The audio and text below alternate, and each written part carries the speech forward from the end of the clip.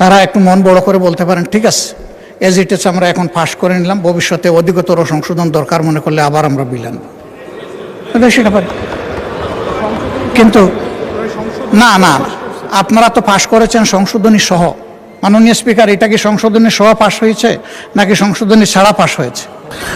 সংশোধনী সহ পাশ হয়েছে। এই জন্যই আমি বলছি যে আপনারা ওই অংশটা বাদ দিয়ে কনসেনসাসের রেসপেক্টের জায়গা, আস্থার জায়গাটা যেখানে আমরা সবাই চলে আসলাম, সেই জায়গাটা রেখে যদি এটা করেন তাহলে আমাদের ফিনিশিংটা খুবই চমৎকার হবে। আমরাও চাই না যে ফিনিশিং খারাপ হোক। মাননীয় বিরোধী দলের নেতা, এরপরে একটা কথা আছে, এটা আপনি বলেছেন যে আর একটা মাত্র বিল বাকি আছে, তাইলে বাকি বিলগুলা কি হবে মাননীয় স্পিকার?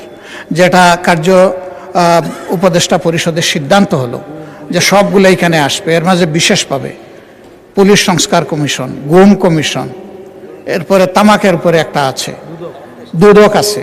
এগুলা কি হবে? এগুলা তো ভাইটাল কনসার্ন আমাদের।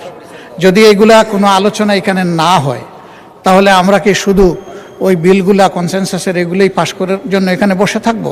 কারণ ওইগুলোর সাথে গোটা ফ্যাসিজম জড়িত ছিল। সেই ফ্যাসিজমের রুটগুলা যদি রেখে আমরা এখান থেকে বিদায় নেই তাহলে আমরা আমাদের দায়িত্ব, বিবেক এবং জনগণের কাছে আমরা দায়বদ্ধ হয়ে যাব। আমরা সে দায় কেন নেব?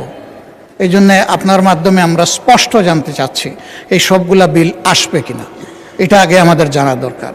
আর আমি যেটা অনুরোধ করেছি, যদি তারা বড় মনের পরিচয় দিয়ে কনসেনসাসের জায়গাটাকে রেসপেক্ট করেন, আমরাও রেসপেক্ট করার চেষ্টা করব। ধন্যবাদ মাননীয় স্পিকার।